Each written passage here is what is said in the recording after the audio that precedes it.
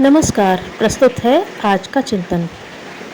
सभ्यता और संस्कृति के विकास का आरंभ परिवार संस्था के साथ जोड़ा जा सकता है।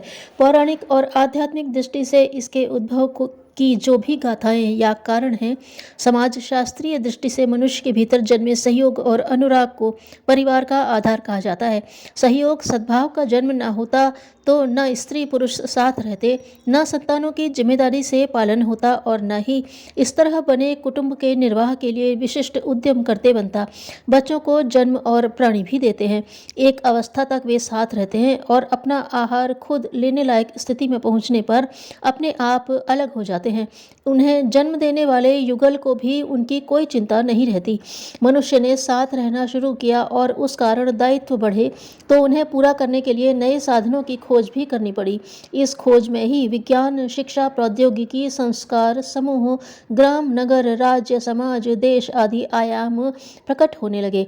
मनुष्य अपनी यात्रा पर तेजी से बढ़ने लगा और कुछ ही समय में वह अपने आप को सृष्टि का सर्वश्रेष्ठ प्राणी कहने की स्थिति में पहुंच गया। विकास की इस यात्रा के पीछे कहीं न कहीं परिवार संस्था ही विद्यमान है। यदि यह संस्था नहीं होती तो सीधे प्रकृति से आहार लेने और अपने शरीर का रक्षण करने के सिवाय कुछ भी करने की आवश्यकता नहीं थी। मनुष्य सभ्यता का इतिहास परिवार बसाने और उसकी आवश्यकता पूरी करने, उसके सदस्यों के विकास की चिंता करने के बिंदु से आरंभ होता है। एक दूसरे के लिए त्याग, बलिदान, उदारता, सहिष्णुता, सेवा और उपकार जैसे मानवीय आध्यात्मिक मूल्यों की प्रयोगशाला भी परिवार का परिकर ही है। समाजशास्त्री मानते हैं कि समाज, देश और विश्व मानवता जैसी धारणाएं भी परिवार का ही विकसित रूप हैं। पति पत्नी और उनकी संतान से बनी इकाई में जब संतानों के पत्नी बच्चे भी आ जुड़े तो संयुक्त परिवार का उदय हुआ। संयुक्त परिवारों के समूह से बस्ती, ग्राम और नगर के रूप में विकास किया। विराट रूप लेते गए इस स्वरूप के साथ सामूहिकता, व्यापक हितों की भावना और उनके लिए मर मिटने का उत्सर्ग अथवा पूरा जीवन खपा देने वाला समर्पण भाव जन्मा। उनकी व्यवस्था के लिए विधि विधान बने, नियम रचे गए, संस्थान बने, नागरिक और प्रशासनिक संगठनों का ढांचा तैयार हुआ। विज्ञान के सहयोग से उत्पादन, संरक्षण और विज्ञान के विभिन्न आयाम खुले। इस सारणी को आगे बढ़ाते जाएं तो सभ्यता संस्कृति के विकास की हर कड़ी परिवार संस्था के आरंभ से जुड़ती चली जाती है। अध्यात्मविद मानते हैं कि मनुष्य की चेतना अभी कुटुंब परिवार की सीमा लांघ कर आगे नहीं बढ़ी है। नगर, ग्राम, देश, समाज उसके अगले विस्तार जरूर हैं, लेकिन मानवीय चेतना ने उनमें अभी रंग नहीं भरा है, अपने आप को उससे पूरी तरह नहीं जोड़ा है। देश, समाज उसकी विकास यात्रा के अगले पड़ाव हैं, लेकिन वे बहुत दूर हैं। उन्हें लक्ष्य कहा जा सकता है, खाका बताया जा सकता है, रूपरेखा समझा जा सकता है, जिन्हें अभी ठोस आकार लेना है। परिवार संस्था सुदृढ़ होने के स्थान पर अब जर्जर होने लगी। अब उसके टूटने के लक्षण दिखाई देने लगे हैं। समाजशास्त्री कहते हैं कि परिवार के सदस्य एक दूसरे के प्रति सेवा और उत्सर्ग का भाव रखने के स्थान पर स्वार्थी, संकीर्ण होने लगे हैं। अपने सुख और भोग के लिए अत्यंत आत्मीय स्वजन की बलि चढ़ाने में अब हिचक भी मिटती जा रही है। परिवार के विकास का एक प्रयोग इस सदी के आरंभ में कम्यून लार्जर फैमिली के रूप में किया गया था। 8वां दशक पूरा होने तक साम्यवादी व्यवस्था दम तोड़ने लगी। उसके साथ कम्यून और सहकारी जीवन के प्रयोग भी लड़खड़ा गए। परिवार संस्था का आधार खिसकने लगने के मुख्य कारण और भी हैं। संकट का स्वरूप कुछ इस तरह से भी समझ सकते हैं। इस शताब्दी का उत्तरार्ध शुरू होने तक भारत में संयुक्त परिवारों का प्रचलन लोकप्रिय था। माता पिता अपने बच्चों और उनकी संतानों के साथ मजे से रहते थे। 3 और उससे ज़्यादा पीढ़ियां भी एक ही परिसर में रहती, एक ही चौके में बना भोजन करती और सुख दुख को हार्दिक स्वीकृति से निभाती चलती थी। 6-7वें दशक में संयुक्त परिवार बिखरने लगे। ये अपवाद पहले भी थे, जिनमें पति पत्नी और उनके बच्चे माँ बाप से अलग बस जाते, लेकिन उनका अनुपात 20-25% ही था। गांव, समाज और रिश्तेदारी में उन्हें निंदित भाव से देखा जाता था। 7वें दशक में संयुक्त परिवार की टूट को सहज भाव से देखा जाने लगा, क्योंकि वह यत्र तत्र बहुतायत में घटने लगी थी।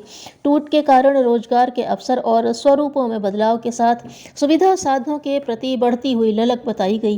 कहा गया कि अलग रहते हुए अधिक समृद्ध और संपन्न जीवन जिया जा सकता है, तो उसकी अपेक्षा क्यों नहीं करनी चाहिए।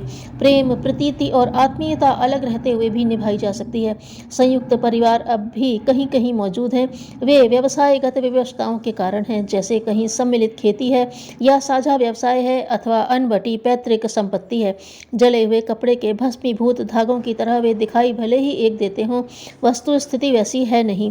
हवा का एक हल्का सा झोंका भी उन्हें बिखरा देने के लिए पर्याप्त है। 20-25 वर्षों में संयुक्त परिवारों का काम तमाम हो गया। अब बारी एकल परिवारों की है, जिन्हें वास्तविक और मूल जैसे विशेषणों से संबोधित किया जाता है। पति पत्नी भले ही कामों में हाथ बटाते और एक दूसरे के दायित्वों को संभालते हुए स्वतंत्र व्यक्तित्व बनाए रखते थे, अब स्वतंत्र व्यक्तित्व का आग्रह अलग रूप लेने लगा है।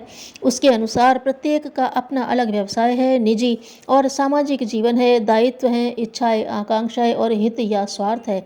क्षुद्र अहम से प्रेरित स्वतंत्र व्यक्तित्व का आग्रह इतना हठीला और क्रूर है कि दूसरे का सहयोग, हस्तक्षेप तो दूर, ताक झांक तक बर्दाश्त नहीं है। पति पत्नी के निजी एकांतिक संसार की तरह बच्चों में भी अपनी निजता या प्राइवेसी का आग्रह बढ़ने लगा है। कथित वास्तविक परिवार में पड़ रही इस दरार को महानगरों की जीवन शैली पर आंख गड़ाए रहने वाली संस्थाओं ने रेखांकित किया है। नीराजन नामक स्वयंसेवी संस्था द्वारा किए गए एक अध्ययन के अनुसार दिल्ली, मुंबई, कलकत्ता और चेन्नई के कामकाजी परिवारों में अपने बच्चों और साझा ज़रूरतों को लेकर ही एक दूसरे में रुचि लेते हैं। इन विषयों पर विचार करते हैं और उतनी ही जिम्मेदारी समझते हैं। शेष उनका अपना जीवन है, जिससे जीवन साथी को कोई मतलब नहीं होना चाहिए। महानगरों में बिना विवाह के साथ रहने और संतानों को जन्म देने की प्रवृत्ति भी जड़ें जमाने लगी है। इस तरह का सहजीवन जब तक मन करे साथ रहने और बाद में अलग हो जाने की छूट देता है। उस स्थिति में किसी का भी किसी के प्रति वैधानिक दायित्व नहीं बनता, न आपस में और न बच्चों के प्रति। ये प्रवृत्तियां परिवार संस्था पर मंडराते जा रहे संकट की द्योतक हैं। दूर की सोचने वाले मनीषी चिंतित हैं कि दिशा धारा यही रही तो सभ्यता और संस्कृति भी क्या सिकुड़ सिमट जाएगी। जिस आत्मीयता, स्नेह और उत्सर्ग की भावना ने उसका आधार रचा, वही लुप्त हो गया तो संकट की विभीषिका का सिर्फ अनुमान ही लगाया जा सकता है। उज्ज्वल भविष्य की आशा रखने वाले आस्तिक जन निराश नहीं हैं। उनकी आशा है कि जगन नियंता हस्तक्षेप जरूर करेंगे और अपनी रचना को निश्चित ही सुरक्षित निकाल लेंगे। जीत उसी की होती है जो सत्य और न्याय का समर्थक होता है। धन्यवाद।